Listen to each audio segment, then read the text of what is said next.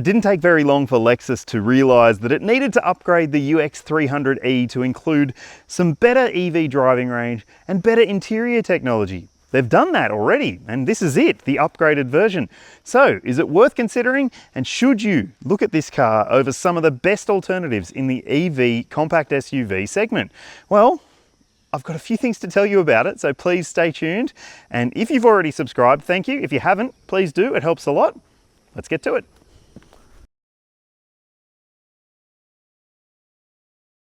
The Lexus UX300E is the entry point to electric Lexus motoring in Australia. It's been on sale for a couple of years now, and the price is still about the same as when it launched.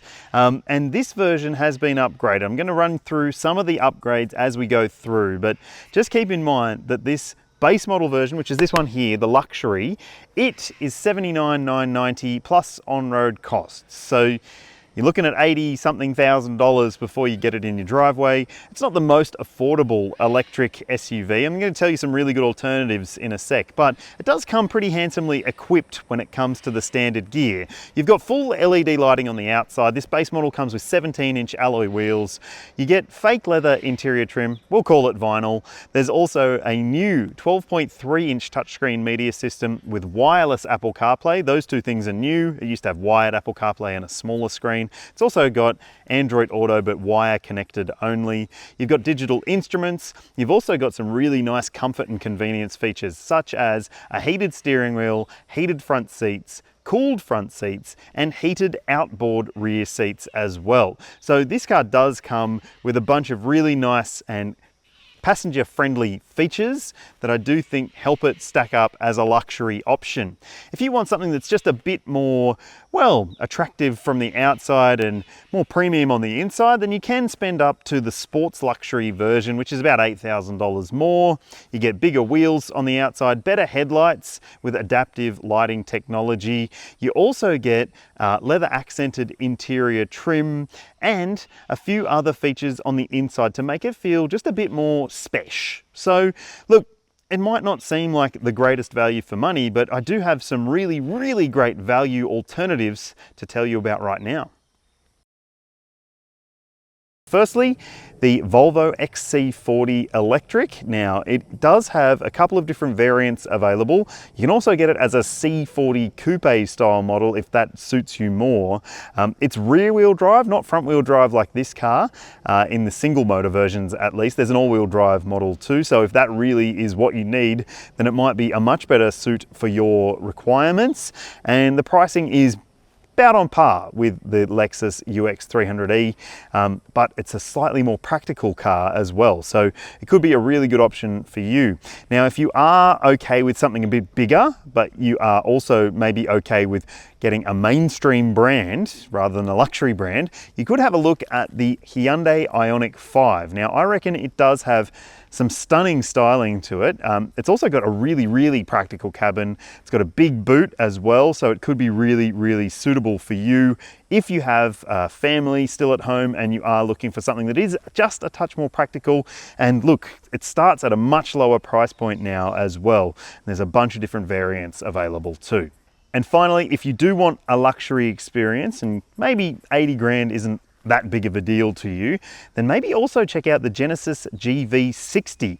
Now that is a fully electric model. It's got the same sort of powertrain technology as the Hyundai Ioniq 5, and it does also have some stunning interior finishes and elements to it, and it's just a really great looking car. It's also really good to drive, and it's really quick too, although the price is maybe a little bit high. But tell me which one you would pick, or another alternative completely, in the comments section below.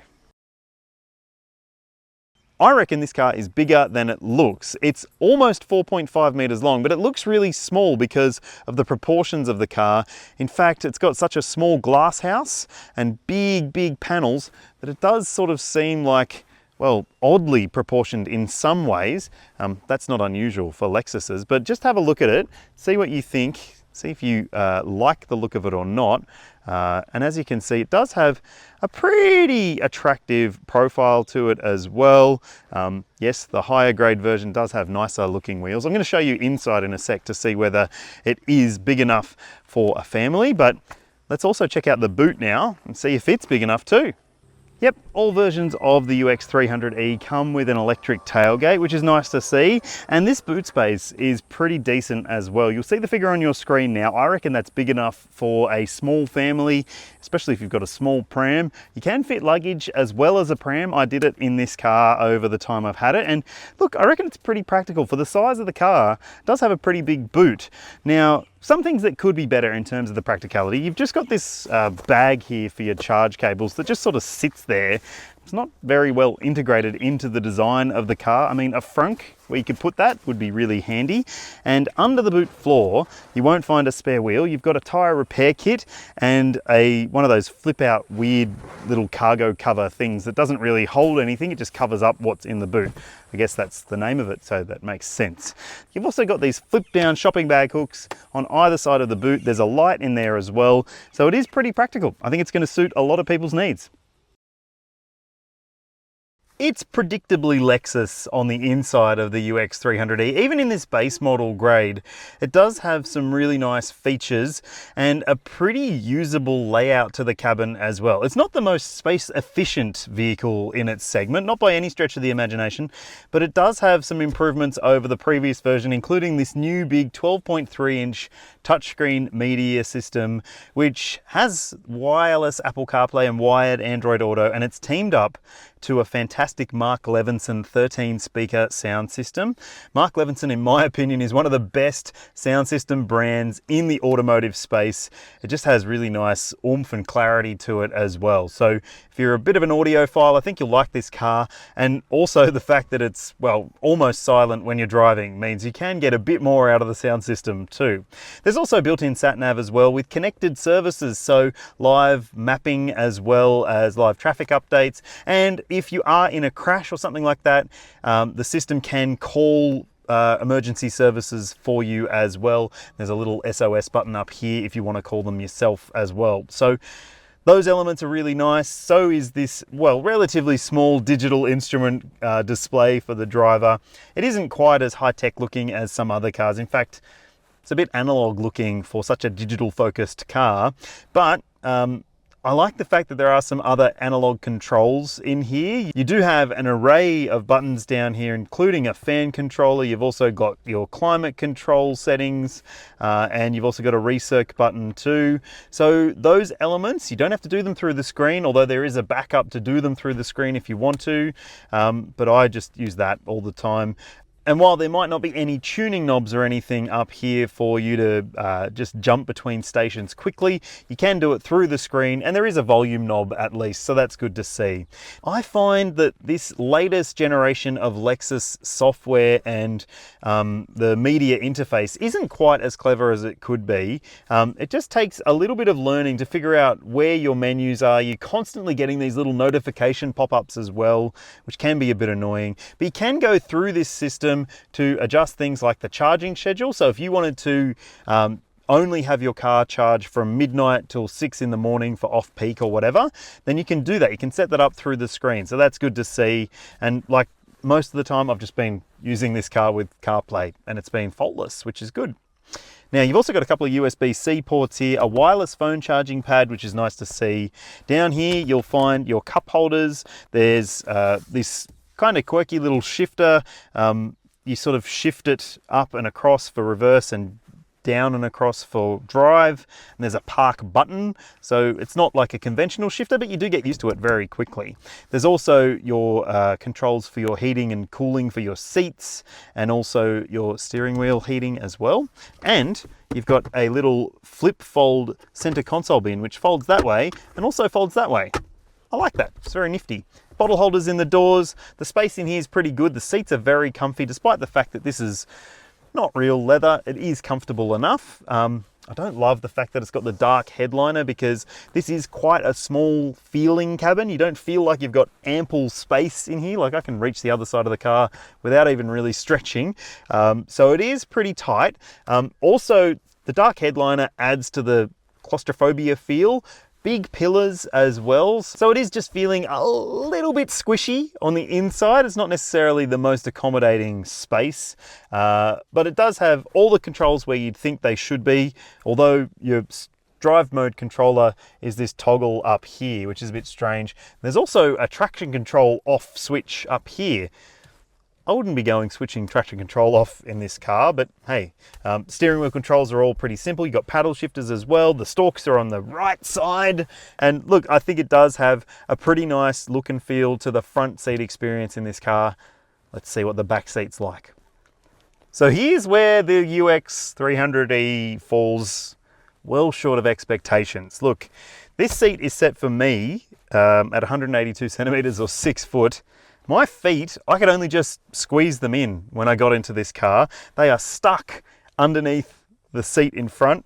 My knees are hard up against it as well. At least the headroom is, well, relatively okay once you're in, but getting in, you'll bash your head on that occasionally, trust me. I'm just gonna put this headrest up. So yeah, it's a 4.5 meter long SUV. It should have more space than this. There are some cars that are smaller that have acres of knee room in comparison. So that's not great, but if you're just going to use this car to haul your kids around, maybe they're very little, then you'll be happy to know that there are ISOFIX points in the window seats.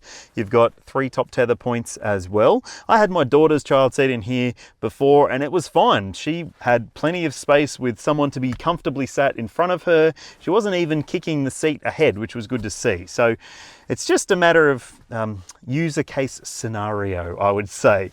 You've got one mat pocket, it's on the back of the passenger seat. You've also got directional air vents, which is good to see. You've got, in this spec, which is nice, the base model, you get heated outboard seats as well. So at least that comfort element is taken care of. And a couple of USB-C charge ports down there too. Flip out armrest with cup holders. There's no bottle holders in the doors, so it does feel not fantastic for second row occupants. But if you're a single or a couple and you don't necessarily take people in the back all the time, this could be perfectly fine for you. Now this review is basically only focusing on the electric version, which is this one here, but you can also get a Lexus UX with a petrol powertrain, just pure petrol, and also a hybrid model as well. So if those are more enticing to you, you will save a fair bit of money if that is what you're into. And they're both pretty good to drive too. And look, this one here, the electric model, seems pretty good as well. On paper, it's got decent power and torque outputs. You'll see them on your screen now. It's a pretty simple setup. You've got a single speed transmission, which is teamed to an electric motor, and it's mounted at the front axle. So this car is front wheel drive only. And look, it seems okay. But we've got some things to talk about when it comes to range and charging. Let's do that now. Let's talk about charging first and foremost. Okay, so the Lexus UX 300e has 2 different types of charging available. On this side, you've got your AC charger up to 6.6 kilowatts. Now that isn't too bad, but it's not necessarily setting any new benchmarks in this segment. 6.6 kilowatts AC Type 2 plug on this side. On the other side of the car is a DC fast charger, but it's the CHAdeMO Japanese standard. CHAdeMO's a bit weird, and it does mean that you are limited in terms of DC fast charging with this car, capped at 50 kilowatts. So that means that if you're out on the road and you need to do a charge while you're driving, it's 10 to 80% in something like an hour and a half. So you're really going to have to pay attention to your planning and also your route management when it comes to road trips in the UX 300e. Thankfully though, it is more road trippable now than it ever was before, because the battery pack capacity has been increased by 33% for this updated version. You'll see the WLTP rated EV driving range for the UX 300e. And look, that does make it a far more compelling option than it was before. So it does seem to make a fair bit more sense, but is it good to drive? Let's go do that. There may have been significant changes to the battery pack for the UX 300e, but it doesn't have more power or more torque than the last model, but also it's no heavier than the last model, according to the spec sheet anyway. So what you're getting is improved range with no penalty, essentially, but also no distinct advantage from more power or torque. I don't think that this car is short of power and torque. I think, in fact, it's a pretty good little zippy runaround electric SUV. And for most people's needs, there's going to be enough grunt here. And look, if you do want to access a little bit more pulling power, you can. There is a sport mode. You just flick this little switch up here and it does, yeah, make things a little bit more dynamic in terms of the acceleration at least. And it also adds a little bit of noise to the cabin, which is otherwise quite muted. There's not much in the way of electric motor noise in this car at all. But the thing that stands out most to me about the UX300E is that it's just a really lovely little electric car to drive. It's got this beautiful, comfortable, plush feel to it. It's just really well sorted. Yeah, there's not really much to complain about when it comes to the drive experience here. It's quiet at higher speeds and lower speeds. Sure, you do get a little bit of tyre roar through the cabin at times, but it's also exacerbated by the fact that you can't hear anything else because this car's otherwise almost silent. So yeah, that element is covered. The ride is really comfortable. It's also got pretty nice steering. It's not necessarily the most fun little electric car to drive, but it's not supposed to be. It's supposed to be luxurious, livable, and it nails those two briefs. And in fact, it is underrated in terms of what this car offers for buyers who are looking for a premium electric option. There's one thing about the drive experience which is a little bit annoying. It's the fact that the Apple CarPlay system doesn't mute the music or the podcast that you're listening to when it's reading out a text message or when you're trying to compose one. It's just a quirk with Lexuses that I've noticed in the past. It gets very old very quick. Of course, it is an electric car, so it does have regenerative braking where the brakes will essentially try and recuperate lost energy or potentially lost energy and feed it back into the battery, but it's not quite as effective as some other regen braking systems. There's no sort of single pedal driving mode, not to the same degree as other EVs. You can essentially come to a stop if you do take your foot off the accelerator. It just takes a little while, and there's also a little paddle shifter here that you can hold down, and that will help you bring it to a complete stop. But it's not like a Tesla or anything like that in terms of the regen braking system. And perhaps that's one way that Lexus could improve this car to make it a little bit more energy focused and a little bit more efficient. In fact, let's talk about efficiency now. On your screen now, you'll see the official energy consumption figure for the UX300E. Doesn't change whether you choose the entry version or the top spec one. And look, that isn't the most efficient number that you will find in a single motor electric car. In fact, it's pretty inefficient. Like, it's almost 50% more energy consumption than some other single motor EVs that I've driven, at least on paper. And when it comes to the real world figures, yeah, also not fantastic. You'll see them on your screen now for my test, which has been across a mix of different driving scenarios. So yeah, it doesn't really nail the brief when it comes to efficiency or charging speed.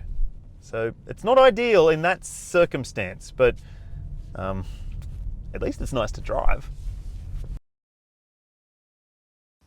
The Lexus UX was awarded the maximum 5-star ANCAP safety rating in 2019, and it does have a bunch of standard equipment that does tick the box for safety conscious buyers. You've got autonomous emergency braking with pedestrian and cyclist detection. There's also an active lane keeping assistance system. You've got blind spot monitoring and rear cross traffic alert as standard. Plus you also get a front and rear parking sensor setup and a reversing camera in the entry level versions. Now, if you step up to the more expensive sports luxury model, you also get a surround view camera system, which does make things just a little bit easier for parking because it is just a bit hard to see out of this car, but the base model with the standard camera is fine. In that top spec model, you also get tri-beam LED headlights and adaptive high beams as well.